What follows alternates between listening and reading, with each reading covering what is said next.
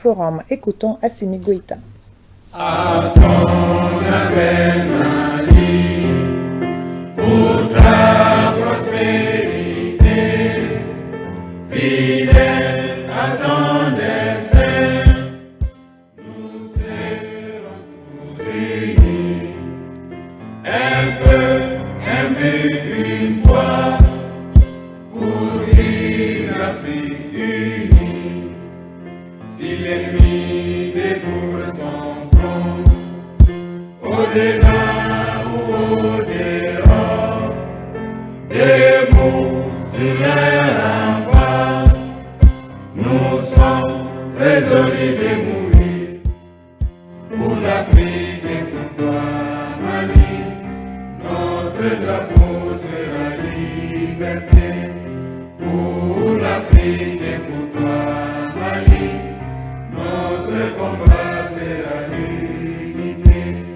Au Mali d'aujourd'hui, au Mali de demain, les chants fleurissent d'espérance, les cœurs vibrent de confiance. Chers compatriotes, commençant par rendre grâce à Dieu dans sa miséricorde, je voudrais avoir une pensée pieuse pour toutes les victimes civiles et militaires, notamment celles qui viennent de faire, il y a moins d'une semaine, des frères d'une barbarie innommable à Songo, dans la région de Bajangara. Une fois de plus, les épreuves du moment s'accentuent tout en resserrant l'étau de l'insécurité autour de nos paisibles populations. Cependant, à y voir de plus près, ces actes criminels, contraires à toute logique de respect des droits humains, ne sont en réalité que des signes de désespoir et de décadence des forces du mal face à la volonté affirmée des Maliens et de leurs autorités pour jeter les bases d'une nation équitable, soucieuse du respect de la place qui revient à tous et à chacun. En plus de la compassion du gouvernement adressée aux populations éplorées de Songo, de fortes pressions restent maintenues sur les groupes criminels dont la cruauté est fonction des restrictions du mouvement que leur imposent les différentes opérations de sécurisation des populations et de leurs biens, engagés par les forces de défense et de sécurité sur le terrain. Cet engagement, nous le devons au peuple malien, sans la mobilisation et les contributions duquel le rééquipement et la montée en puissance de l'armée seraient illusoires. Chers compatriotes, il y a de cela quelques mois, le Conseil national de transition validait le programme d'action gouvernemental dans lequel est consignée la tenue des assises nationales de la refondation. L'heure est enfin arrivée d'y faire face avec détermination et sur fond d'amour ardent de la patrie. À cet égard, les assises nationales de la refondation de l'État du Mali constitueront un moment privilégié d'examen collectif de conscience et de prospective, un événement précurseur du processus de renaissance de notre pays. C'est l'occasion rêvée de suspendre les clivages politiques, sociaux et idéologiques pour créer une dynamique novatrice de mobilisation sociale autour des idéaux historiques de la nation malienne. C'est également l'opportunité de focaliser toutes nos énergies et nos intelligences sur le devenir de notre chère patrie qui en a vraiment besoin. Les assises nationales de la refondation, qui s'engagent ce samedi 11 décembre et se terminent le jeudi 30 décembre 2021, sont une aubaine pour instaurer en toutes les filles et tous les fils de ce pays un dialogue franc, direct et fécond, afin d'atténuer les querelles infécondes qui tendent à miner le processus de transition en cours et nuire à l'espoir de renaissance du peuple malien, pourtant épris de paix et de justice, mais particulièrement attaché à ses valeurs. C'est dans cette logique que les autorités de la transition ont initié en prélude aux assises nationales de la refondation des consultations avec les acteurs sociaux et politiques en mesure de décrisper le climat socio-politique. La même dynamique a été fort heureusement soutenue par le panel des hautes personnalités en charge de l'organisation des assises nationales de la refondation.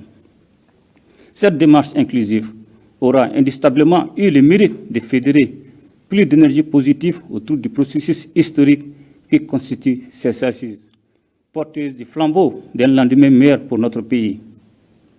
Les assises nationales de la refondation de l'État sont, par vocation, ouvertes au peuple malien, donc au Mali profond, le Mali des paysans, des bergers, des artisans, des ouvriers, des ménagères, des personnes âgées dépositaires de notre sagesse, des communautaires traditionnels, gardiens de notre patrimoine culturel, des personnes déplacées ou réfugiées, bref, un Mali de ceux qui souffrent le martyre en silence, le Mali des sans-voix. Il s'agira pour le peuple de s'exprimer en toute liberté, sans tabou et sans exclusive, suivant les règles sacro-saintes du dialogue et qui sous-tendent l'écoute mutuelle. Il y va de la légitimité des recommandations qui sortiront de ce débat national, mais aussi de la nécessité d'adhésion du peuple tout entier pour assurer, accompagner et suivre la mise en œuvre des réformes audacieuses à entreprendre par la suite pour l'avènement du nouveau visage de l'État malien.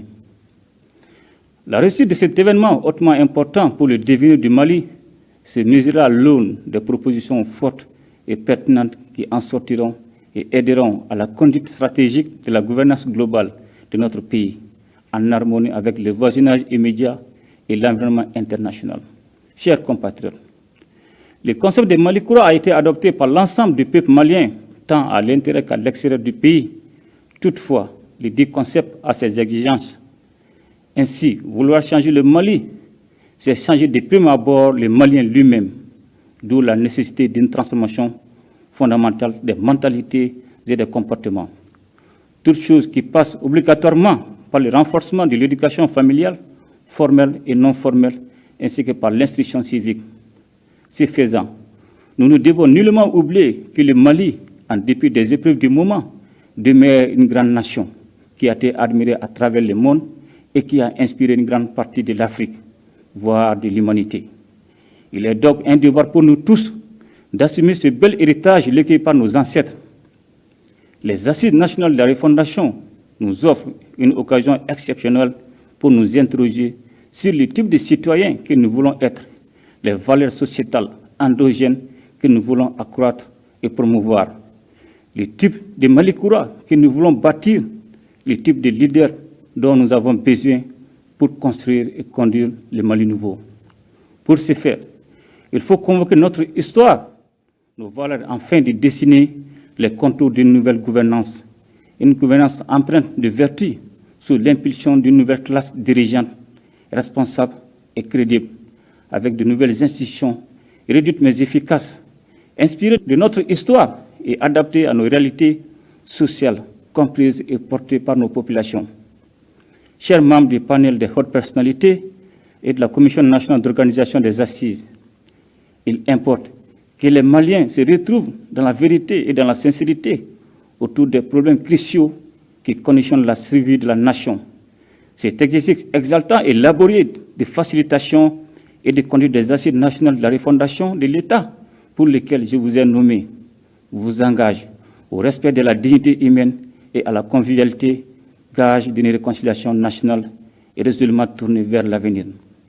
Conduire un tel processus n'est pas sans tension, requiert en plus de vos cursus universitaires, de vos expériences professionnelles, des qualités de probité, d'impartialité, de neutralité et de savoir-faire. Ne sera pas une tâche aisée. À travers déjà un premier rapport d'étape que vous avez su vous hisser au-dessus des multiples contradictions qui ont jalonné l'éprouvant chemin de ce dialogue social naissant tant attendu, je tiens ici à vous remercier, à saluer votre dévouement pour lequel je vous adresse mes encouragements et mes vives félicitations. L'espoir étant toujours permis, faites en sorte que vous soyez cette passerelle qui conduira le peuple malien à ses aspirations profondes de refondation. Qu'Allah bénisse le Mali et protège les Maliens. Je vous remercie.